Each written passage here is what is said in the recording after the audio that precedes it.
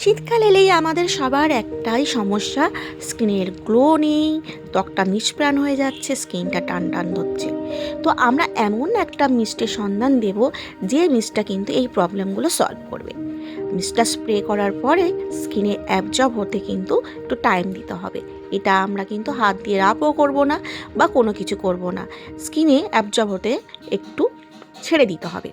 স্কিনে অ্যাবজর্ব হয়ে যাওয়ার সাথে সাথে স্কিনটা এত সুন্দর একটা গ্লোয়িং লুক দেয় না, কিন্তু এটা যারা ব্যবহার করবে কিন্তু প্রেমে পড়ে যাবে।